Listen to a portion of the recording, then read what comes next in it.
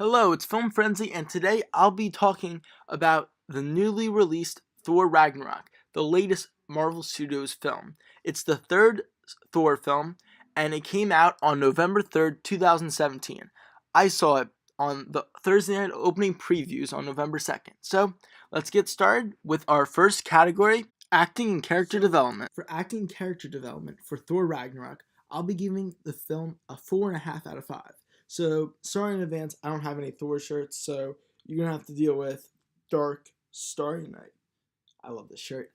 Anyway, so this is one of the strongest strong suits of the movie, I would say. The film, it kind of is not continuous at all with the Thor character. Like in the previous films, he was kind of more like played straight, and then this movie, it's like if he was Star-Lord.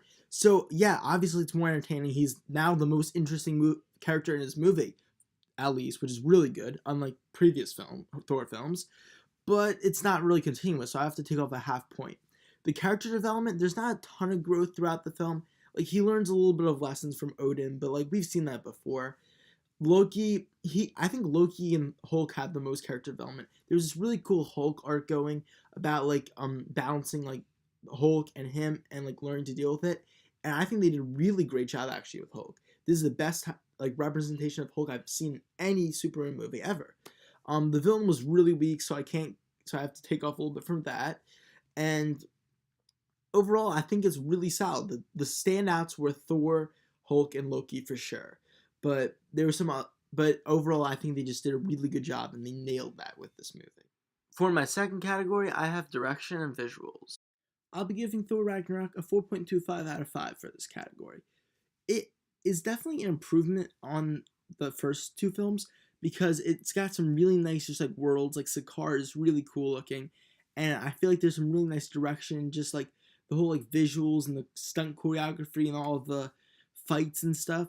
But like honestly, I feel like Thor just hasn't found his own like tonal and visual style separate area. Like the first Thor was kind of more drama Shakespearean. I feel like that was the best at finding its own unique vibe to it. Kenneth Branagh did a solid job. And then Thor: Dark World, I have no clue what that was. That just was a forgettable movie that I'm glad I did forget that because that was not very good at all. And now Thor Ragnarok, it's a step in the right direction because it's super fun, but this irreverent tone and all of the certain visual scenes, like there's the scene at the opening, I thought was really good, but it stole so much from Guardians of the Galaxy. The entire film is almost like a lesser version of Guardians, and that's not really a good thing. Obviously, Guardians of the Galaxy is an awesome, amazing film, and this movie is still really good, but Thor needs to find his own visual style. I mean, some of these battle scenes, like when Thor was just like smashing all these bad guys with his hammer, like it kind of looked a little bit like when the era was going through everybody in Guardians. Like they need to come up with some more originality in this category. So that's why I'm giving it a 4.25 out of 5. For my final category, I have plot pacing, script, and theme, the story elements. So for the story elements category, which I believe to be the most important, I'll be giving Thor Ragnarok a 4 out of 5. It's a mixed bag. So to start off with the pacing, it's a perfect 5 out of 5 here. Taika Waititi, I think I said his name right at least.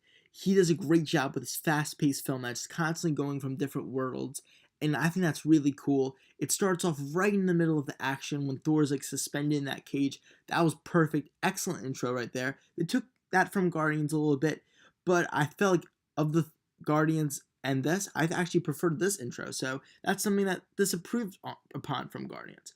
And now with the script, I feel like the jokes are obviously hilarious. It's so well written. It's super funny. It's not particularly emotional, which I would have liked. And lots of the joke style is gone from Guardians, but that's not necessarily a bad thing. I just wish that it had that mix of funny and just like kind of like meaningful that Guardians has. There's like one super like touching conversation between like Thor and like Anthony Hopkins, or like one between like Thor and Loki, and those were pretty good. But other than that, there wasn't a ton. And then with plot, the plot was pretty solid. I mean, they go around to different worlds. It's interesting. There's a lot of different like subplots with the different characters, like Hulk going on. So I thought they did a good job with that.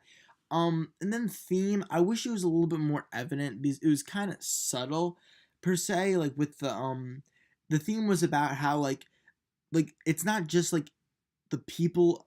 It's not like the like Asgard is a place. Like it's the people of Asgard. So it's kind of more about like what's more important. Like people are more important. The power comes from the person, not the thing. Like with Thor's hammer, the power doesn't come from Thor's hammer; it comes from Thor. So that was some nice things. I thought it was a really nice theme. I wish they had a little bit more of it, but that's why I'm giving it a 4 out of 5. Like there's a lot of cons here. There's a lot of pluses. I mean, another big con that I forgot to mention earlier was how Gila, the main villain, she was such an unused of Kate Blanchett. Like she just kind of had this the regular villain backstory, and she'll be forgotten in a year. So those are my thoughts on Thor Ragnarok. Now I'll be revealing the final score, which is drumroll a 4.25 out of 5. So Thor Ragnarok is a really solid Marvel film. You can see where it ranks in my MCU film rankings, which I published last night. I'll put that down in the description below. And it's has a lot of different cons and pros going for it. So it's super funny. It's a joy to watch. I'd love to watch it again. It was super just such a fun movie to watch. The characters are super likable. It's a big improvement on Spider-Man Homecoming. It has some emotionalness to it. I wish it would have more, but overall it's good for what it is, but it's never going to rank with the other Marvel entries. If they want to make a really solid Thor film, they have to combine this with the original Thor. And I feel like you got a really nice movie on their hands. So that wraps up my review. Thank you for watching. Please like and subscribe for more movie content. And comment down below your opinions on Thor Ragnarok. See you guys later from Film Frenzy. Bye.